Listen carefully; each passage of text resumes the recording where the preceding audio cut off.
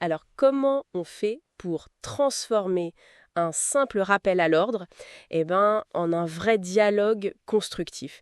C'est un peu le défi quotidien de l'agent de médiation information-service, la mise quoi. Oui, c'est ça. Aujourd'hui, on va explorer un support de cours qui est vraiment essentiel pour eux. Sensibiliser au respect des règles. Tout à fait.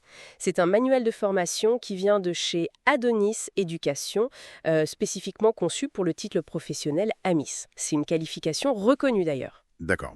Et le but, c'est vraiment de donner aux agents les outils pour, pour prévenir les conflits grâce à la sensibilisation, pour renforcer le lien social, plutôt que de juste sanctionner. Ok, donc notre mission là, c'est de décortiquer un peu ce manuel, de voir comment un agent AMIS apprend concrètement à gérer ces situations qui sont souvent assez délicates. Allez, on y va.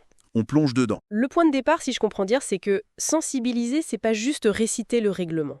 Non, pas du tout. C'est plus subtil. Ça demande de l'écoute, de l'impartialité, une certaine pédagogie en fait. Absolument. Et d'ailleurs, les premiers chapitres, ils insistent moins sur la connaissance pure des règles que sur la capacité à expliquer pourquoi elles sont là. Ah oui, le sens des règles. Voilà, le raison d'être pour le collectif. Il faut chercher à établir un dialogue, pas à imposer une autorité de but en blanc. L'écoute active, c'est fondamental. Mhm. Que ce soit face à des jeunes un peu bruyants dans un centre commercial ou pour calmer des tensions entre voisins, par exemple. Et cette posture de tiers-neutre, elle est essentielle pour ça, j'imagine. Ah oui, c'est la base pour construire la confiance. Sans ça, la médiation, elle est compliquée. Et alors, comment on rend cette pédagogie concrète? Le manuel, il donne des outils, des techniques précises. Il y a un chapitre là-dessus, je crois. Oui, oui, le chapitre 3. Il détaille les techniques de communication. Bon, le langage clair, l'écoute, ça c'est la base. Bien sûr. Mais il va plus loin. Il suggère d'utiliser des supports visuels simples, ou même des jeux de rôle, pour bien faire comprendre l'impact d'un comportement. Ah, intéressant ça. Et le manuel lui-même, il est pratique. Il intègre des études de cas concrets. Par exemple, comment gérer des jeunes qui font du skate là où c'est interdit. D'accord. Et il utilise aussi des cartes mentales, Des cartes mentales, c'est-à-dire? des sortes de schémas, qui aident à visualiser les idées clés, à organiser l'information. C'est utile pour l'agent, pour structurer sa pensée, et parfois même pour expliquer simplement une situation aux personnes concernées. Donc un outil pour l'agent lui-même et potentiellement pour la communication. Exactement. Mais l'outil le plus important, ça reste quand même l'adaptation, L'adaptation, c'est-à-dire savoir ajuster son discours en fonction de qui on a en face. précisément. Et ça, c'est vraiment le cœur des chapitres 4 et 5. On ne parle pas de la même manière à des ados, qui, testent un peu les limites, Oui. qu'à des habitants installés depuis longtemps avec leurs habitudes ou qu'à des nouveaux arrivants qui découvrent les codes. Il faut décrypter un peu le contexte en fait. Voilà. Essayez de comprendre le contexte socio-culturel, les motivations derrière un comportement qui pose problème. Et le manuel aborde aussi la gestion de la résistance. Ah oui, comment réagir quand ça bloque, quand il y a refus ou incompréhension, non?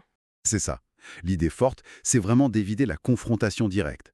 Plutôt essayer de transformer cette résistance en dialogue. Chercher ensemble une solution qui soit acceptable pour tout le monde. Un peu comme dans l'exemple des skateurs, j'imagine. Pas juste dire non, mais chercher autre chose, hein. Tout à fait. L'agent, dans ce cas, il n'interdit pas juste, il essaie de comprendre leurs besoins et d'explorer des alternatives, peut-être un autre lieu. D'accord. Une approche vraiment constructive. Et le manuel, il continue après ça, sur d'autres aspects? Oui, il aborde ensuite comment promouvoir activement le respect, comment évaluer l'efficacité de ses propres actions, l'importance du retour d'expérience pour s'améliorer. C'est vraiment un parcours complet pour développer cette compétence clé.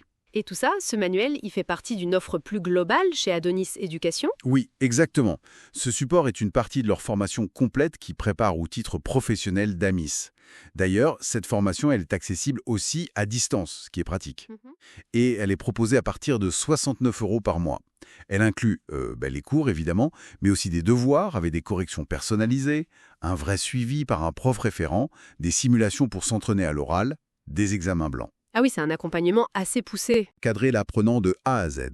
Bon, alors si on devait résumer l'essentiel de ce qu'on a vu dans ce manuel, sensibiliser au respect des règles, c'est un sacré exercice d'équilibre. C'est ça. Il faut connaître les règles, bien sûr, mais surtout savoir les expliquer. Avec pédagogie, avec empathie, s'adapter à chaque personne, à chaque situation, Et puis, cette capacité à transformer une tension en dialogue. C'est une excellente synthèse, oui, c'est vraiment ça. Savoir communiquer et désamorcer. Et donc, ce manuel spécifique, sensibiliser au respect des règles, Il est inclus dans la formation complète d'Adonis Éducation, comme je disais, mais pour ceux que ça intéresse, on peut aussi l'acheter séparément. Il est disponible notamment sur le site lalib.fr. D'accord, c'est bon à savoir. Et tout ça, ça amène une dernière petite réflexion peut-être. Si l'agent ami apprend à jongler avec les règles écrites, le règlement, comment est-ce qu'il peut aussi agir sur le respect de ces autres règles, un peu invisibles, les normes sociales implicites? Voilà, ces règles non dites qui pourtant régissent énormément nos interactions de tous les jours. Ça, c'est encore une autre dimension du travail de médiation, j'imagine. Absolument, ça ouvre d'autres perspectives. De quoi continuer à réfléchir.